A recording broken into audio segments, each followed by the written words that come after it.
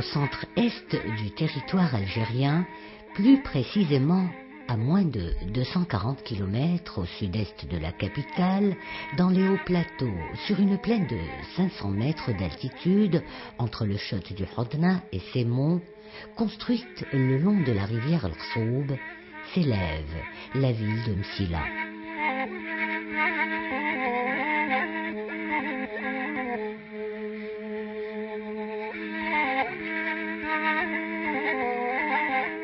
La wilaya de Msila couvre une superficie de 18 175 km².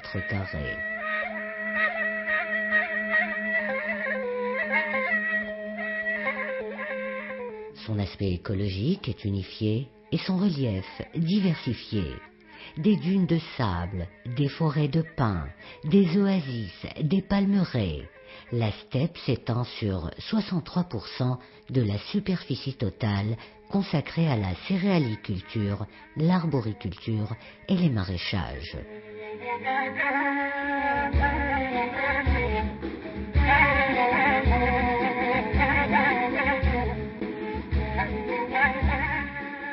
Msila est une région agro-pastorale où chaque saison impose ses couleurs.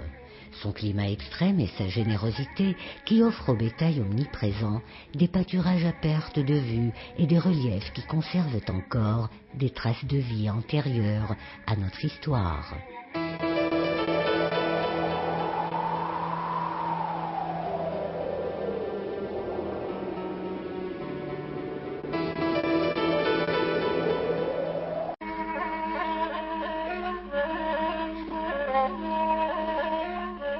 Durant la première moitié du XXe siècle, l'exploitation de l'alfa de la région de Msila servait à produire les papiers les plus nobles. Aux alentours de Gamra, l'alfa partage les sols avec une variété de plantes médicinales. Un vrai miracle pour vaincre les maladies chroniques telles que l'hypertension artérielle, les rhumatismes et bien d'autres maux dont souffre l'homme moderne.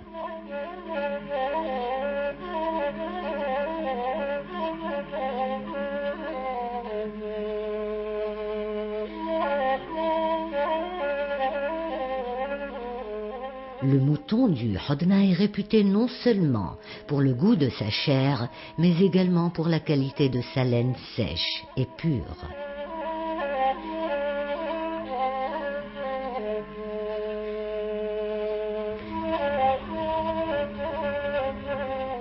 Parmi les oiseaux migrateurs de passage, le grand aigle des rives du Nil a élu domicile dans les territoires du Hodna.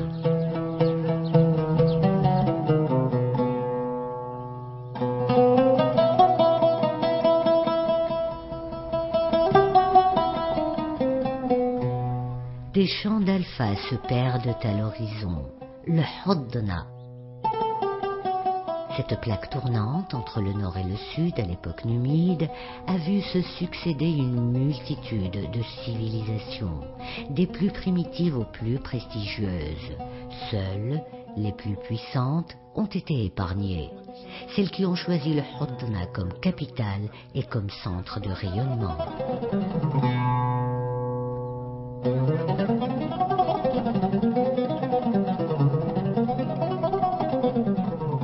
Dans la commune de Madrid, sur le site montagneux de Bishara, à 35 km au nord du chef-lieu de la wilaya, s'élève l'imposante Qal'a qui témoigne de la première capitale des princes hamadites fondée en l'an 1007.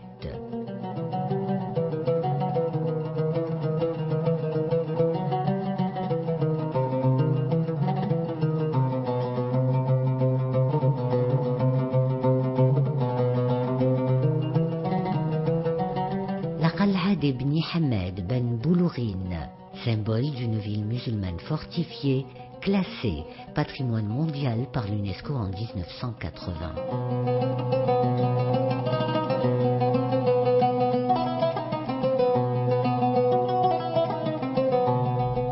Le musée archéologique de la Qal'a a été créé en novembre 1995, non loin de la citadelle. Il abrite les découvertes de l'expédition de 1974.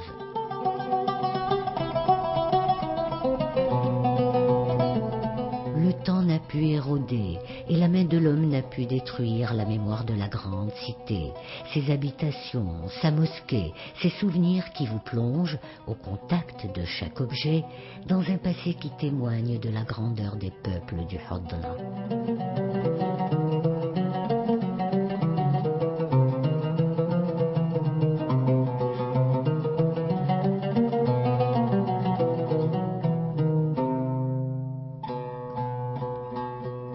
Le musée archéologique du Hodna se situe dans la commune de Msila.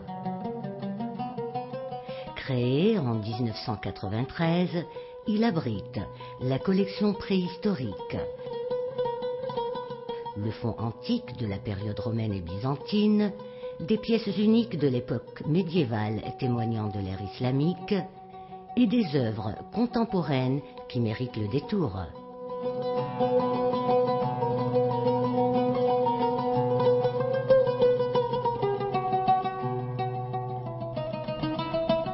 Le Hodna, zone historique, terre des grands hommes de la Révolution, accueille, tels des pèlerins, les acteurs de la guerre de libération nationale dans les entrailles des rochers afin d'évoquer et de partager des instants de souvenir.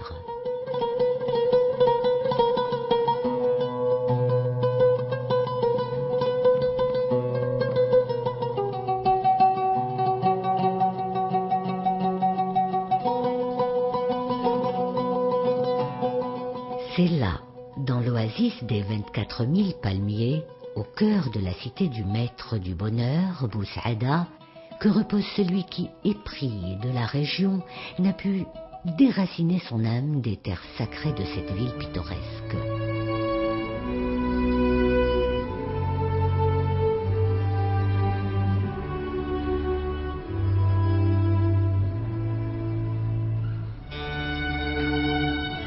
Nasr ad-Din, Étienne Dinet, ce peintre français de la fin du XIXe siècle, fasciné par les paysages exotiques, les traditions, la vie culturelle et cultuelle, a consacré sa vie, son œuvre et même son éternité à cette terre.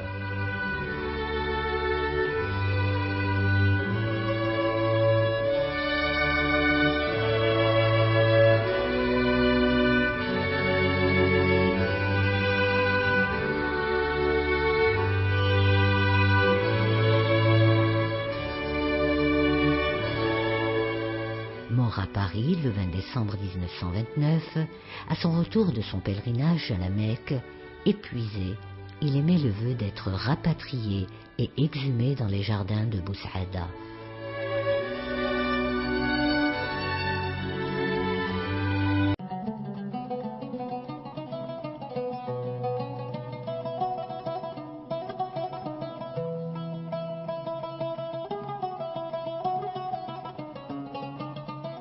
Sur une superficie de 8 hectares, dans la région de Oued-Cheir, la ville ensevelie d'El Ghara a révélé lors de travaux de terrassement menés en février 2006 une mosaïque datant de la période romaine.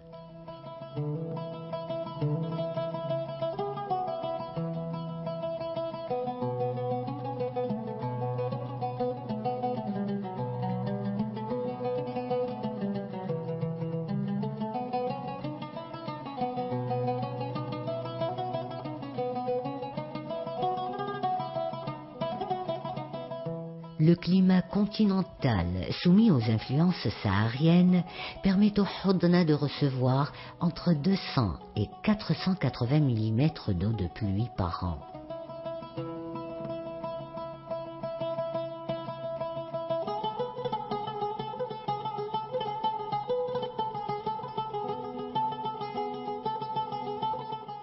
Les zones nord sont les plus irriguées, accumulées dans des nappes phréatiques ou alimentant le grand bassin où se déversent les eaux des oueds qui se jettent dans le Chott Hodna, des sources intarissables naissent au cœur des canyons alignés.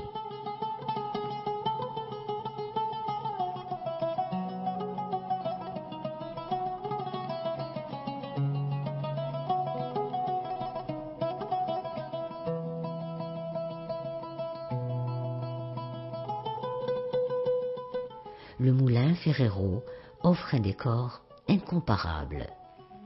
Durant la saison des grandes pluies, les oueds se déchaînent, puis reprennent leur cours naturel.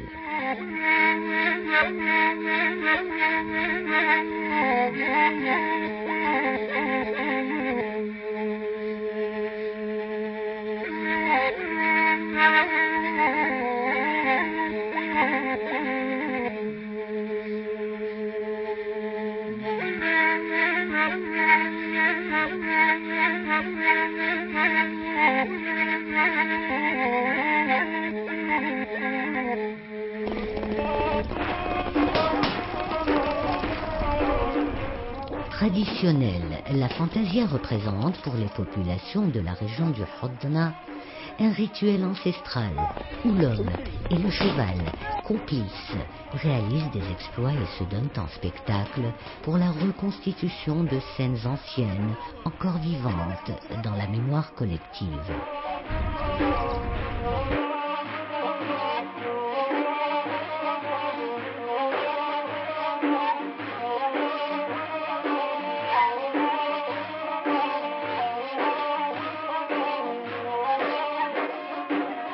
La wilaya de Msila, reine du Hodna, offre de par son histoire, sa position stratégique, ses avantages climatiques, ses reliefs et ses richesses, tous les moyens de participer à la redécouverte de ses potentialités touristiques, agropastorales, archéologiques, économiques et écologiques.